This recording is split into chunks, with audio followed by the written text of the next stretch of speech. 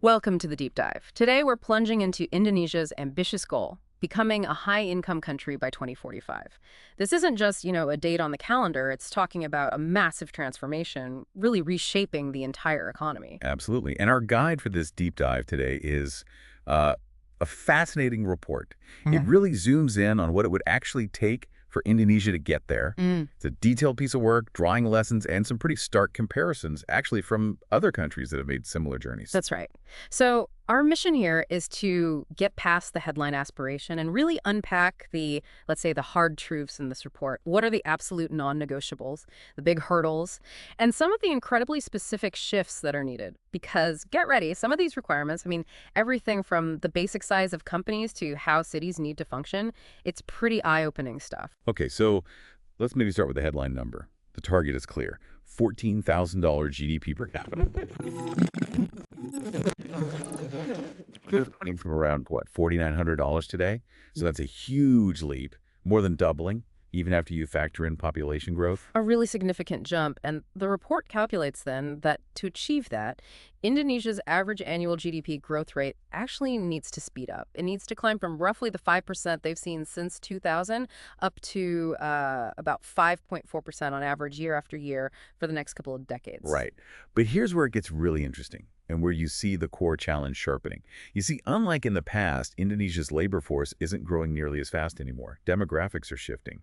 And that means future growth can't lean so heavily on just, having more people enter the workforce. The vast majority of that growth, the report says almost 90% has to come from productivity improvements, getting more output from each worker.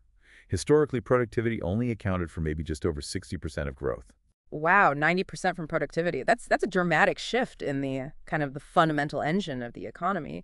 How does that 5.4% growth target stack up against other countries that, successfully made this leap to high income status? Well, the report looks at places like Chile, China, Poland, South Korea during their big growth spurts. And generally, those countries grew faster, sometimes much faster, over similar periods. South Korea, for example, averaged over 9% GDP growth for more than a decade. So the 5.4% target for Indonesia, it seems feasible, but it definitely requires a sustained push. And potentially, it might mean hitting even higher growth rates, maybe in the 7–8% range in certain years, especially early on, kind of like Chile did at its peak. Okay, so sustained, faster productivity growth is absolutely the bedrock here. And the report points to two core ingredients, right? Deeply linked, that were present in those successful journeys elsewhere.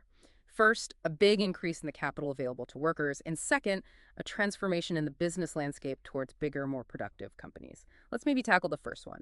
Capital deepening. What exactly are we talking about there? Yeah, in simple terms, capital deepening just means equipping workers with more and better tools. And these tools aren't just, physical machines. It includes technology, infrastructure, even intangible stuff like software or IP. The basic idea is the more and better capital a worker has access to, the more productive they can become. Simple as that. Makes intuitive sense. Give someone a better shovel, they dig faster. But the scale of this capital deepening needed in Indonesia, it sounds enormous. Oh, it really is. To hit those productivity numbers, the amount of non-farm capital per worker in Indonesia needs to roughly triple by 2045. We're talking going from around $31,000 per worker today to something like $100,000.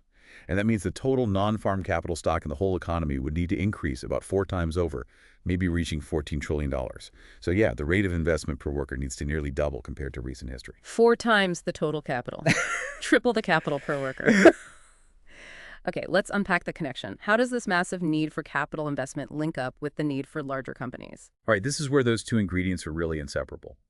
Larger companies are crucial for this whole journey for like two main reasons. First, they're just way more productive than smaller ones, often 2, maybe 3 times more productive.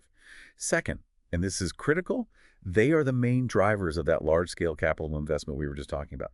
They have the scale, they have better access to finance, and crucially, they have the incentives to invest in the advanced machinery, the new tech, the complex supply chains, developing worker skills, doing R&D, all those things that are essential for serious capital deepening and productivity gains. Got it. So if large companies are the engines for investment and higher productivity, what does Indonesia's current business landscape actually look like? Is it geared for that? Well, this is one of the report's really key findings and maybe a core challenge. Indonesia's non-farm economy is overwhelmingly just massively dominated by microenterprises. We're talking businesses with fewer than 10 employees. They make up over 97% of all registered businesses and employ nearly 60% of the non-farm workforce. And a big chunk of that is self-employment, a lot of it informal. The problem is these microenterprises, while absolutely vital for livelihoods, have very low productivity. They contribute only about a third of the non-farm GDP, despite employing almost two-thirds of the workers. That's a huge gap, isn't it? Nearly 60% of the workers producing only 33% of the output. How does that compare to, say, other countries that are already high income or getting closer? Yeah, if you look at peer economies that have reached higher income levels, places like Brazil, Mexico, Poland, Portugal, large companies, meaning those with over 250 employees, they account for a much bigger slice of the employment pie. In those countries, large firms employ somewhere between a quarter and maybe over a third of the workforce. But in Indonesia today, it's only about 15%. So the transformation needed is essentially a massive shift in where people actually work, away from the smallest businesses and towards these larger, more productive ones. Exactly. That's the core structural shift required. Yeah. The report estimates that by 2045, Indonesia would need to see a dramatic increase in medium-sized companies, those with 50 to 249 employees. They're aiming for maybe 200,000 of those, which is more than triple the current number. And the number of large companies, the ones over 250 employees, would need to increase even more significantly, maybe reaching around 40,000. And what's the projected impact of that shift on overall productivity? It's profound. As people move out of those low productivity microenterprises and into more productive medium and large firms, the average productivity across the whole economy gets a major boost. The report actually suggests that over a quarter more than 25% of the total economy-wide productivity increase needed would come just from this structural shift, just moving labor. That's on top of productivity gains within each size category as those companies also invest and innovate. The big picture is that overall non-farm labor productivity would need to roughly triple. And what about the very biggest companies, the ones likely doing the really large-scale investments and adopting advanced tech? Yeah, these very large companies, often defined as having over, say, $200 million in annual revenue, they're absolutely critical. They're key for things like integrating into global supply chains, attracting foreign direct investment, adopting cutting-edge technologies. Think AI, for instance. Indonesia currently has fewer than 400 of these firms, and their total revenue, relative to the size of Indonesia's GDP, is significantly lower compared to peers like Chile or Poland. So to match the kind of density of very large firms you see in a country like Chile relative to GDP, the report suggests Indonesia would need to foster something like 1,000 additional very large companies. Wow, so it's definitely not just about minor adjustments, it's fundamentally changing the scale and the structure of the business landscape. Okay, so if that's the engine capital deepening driven by larger companies, where does this growth actually happen? Which parts of the economy need to step up? Right, that brings us to the sector opportunities and the kind of shifts you typically see when countries make this journey. As economies get wealthier, employment usually moves away from agriculture and flows more towards manufacturing and especially services. And what's the forecast look like for Indonesia in this scenario? Well, the scenario in the report predicts a pretty significant shift out of agriculture, maybe a 15 percentage point drop in its share of total employment by 2045. And this labor is expected to move mainly into services. That sector could see about a 13 percentage point increase in its employment share. And manufacturing gets a boost too, maybe a smaller but still important 2 percentage point increase. Okay, let's focus on services first. It's already the biggest part of Indonesia's economy, right? Services are definitely key. They already employ over half the workforce, contribute over 60% of GDP, and that share is projected to grow even larger, maybe towards 70%. But here's the catch. Productivity in Indonesian services is currently quite low overall, particularly in sectors that employ a lot of people, like wholesale and retail trade, or accommodation and food services. If you look at productivity per worker in, say, in Indonesian trade, it's significantly lower than in neighboring Thailand. Same goes for hotels and restaurants. So the big opportunity lies in boosting productivity within the services sector itself. Absolutely. It means modernizing operations in those big traditional sectors, leveraging technology, adopting new retail formats like supermarkets or convenience stores, expanding e-commerce well beyond just the main cities. Sustainable tourism is another huge opportunity, but that requires better infrastructure, easier digital access for booking and information, and crucially, improving service quality. And then there's developing higher value-added services, things like professional services, IT, finance. These currently employ a much smaller share of the workforce in Indonesia compared to peers like Poland. And boosting those really depends on improving the talent pool through better education and vocational training. And you mentioned technology like AI playing a role here too. Yes, the report specifically highlights that technologies like generative AI could have a significant impact on productivity across a whole range of service sectors: banking, healthcare, travel, transport, retail. It's seen as a potential accelerator, if Indonesia can adopt and adapt it effectively. Okay, what about manufacturing? You said its share of the economy has actually been shrinking. It has, yeah. Manufacturing's value added dropped from a peak of around a third of GDP down to under 20% more recently. Hmm. A key challenge here is what economists call economic complexity.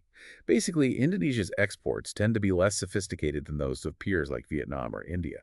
There's still a heavy reliance on exporting raw or lightly processed materials like palm oil or coal rather than a complex manufactured goods. And participation in global value chains, being part of those international production networks, is also lower than competitors. So how does Indonesia turn that around and kind of revitalize manufacturing? Well, the report suggests a few key things. One is focusing on moving up the value chain. So instead of just exporting raw nickel ore, specialize in higher value products like Class 1 nickel, which is vital for EV batteries. Another is strengthening domestic industries that already have growth potential, maybe for export things like chemicals, food or beverages, perhaps leather goods. Also, actively working to attract investment and build capabilities in sectors where global value chains are shifting, maybe electronics, textiles, even vehicles. And finally, building stronger local supply chains for things needed domestically, like industrial machinery or medical devices. Right. And agriculture. Even though its employment share is expected to fall, it still needs attention, presumably. Oh, definitely. It's still a critical source of income for millions, especially outside the big cities. And while productivity has improved somewhat, a major challenge is the sheer fragmentation of farms. Most are tiny, averaging less than a hectare. That really limits the potential for mechanization and adopting modern farming practices. Plus, the adoption of digital tools, or even things like high-yield seeds, is still surprisingly low among many smallholders. So, investing in better equipment, irrigation, digital farming tools, promoting better seeds, it's all vital. Because boosting agricultural productivity not only helps farmers' incomes, it also frees up labor that can then move to those higher productivity jobs opening up in the cities and towns. It really sounds like this requires fundamental shifts right across the board. But companies and sectors, they don't transform in a vacuum, do they? They need the right environment. Exactly. That's a huge point in the report. The ability of companies, especially those medium and large ones, needed for growth to actually grow, invest, and become more productive, really depends on the strength of what the report calls 5 enabling capitals. Hmm. And the assessment is pretty stark. All 5 are currently underdeveloped in Indonesia relative to where they need to be. Okay, let's break those down. First up, financial capital. Right, so Indonesia actually has a pretty healthy national savings rate, which is good. But the financial system itself, while it's growing, is considered somewhat shallow compared to peers like Brazil. Things like pension fund assets, for example, are much smaller relative to the size of the economy. And a really big challenge is that small and medium enterprises, remember, the very companies needed to grow from micro to medium. They face significant hurdles getting access to formal finance. They get a disproportionately small share of bank lending compared to how much they contribute to the economy. Plus, you have a large informal economy, which means a lot of savings don't necessarily flow into the formal financial channels that can fund that crucial long-term investment. Okay, so the focus needs to be on what? Deepening the system and improving access for those smaller growing firms. Pretty much. Channeling more of those domestic savings into formal long-term investment vehicles, things like pensions, insurance, that's key. Developing deeper and more diverse capital markets beyond just basic banking. And critically, finding ways to improve access to finance for those MSMEs, maybe through digital financial services, better credit assessment tools, things like that. Okay, second enabling capital, human capital. This feels absolutely fundamental. It is. And the report flags some significant challenges here. You look at international indicators like PISA scores, measuring student performance in reading, math, science. They've been stagnating or even declining for Indonesia. Completion rates for upper secondary education like high school are lower than in many peer countries. Then there's a big skills mismatch. Yeah. You have high unemployment among vocational school and even university graduates because their skills often don't align with what businesses actually need. Add to that teacher shortages, inconsistencies in teacher quality, especially outside the main cities. And Indonesia currently lacks universities ranked among the world's top tier and has relatively few researchers compared to peer nations. So the needs seem pretty clear. Better quality education from basic levels up and much better alignment with industry needs. Precisely. This requires a really concerted effort involving everyone, government, educators, businesses to improve educational quality across the board, setting clear, evidence-based goals.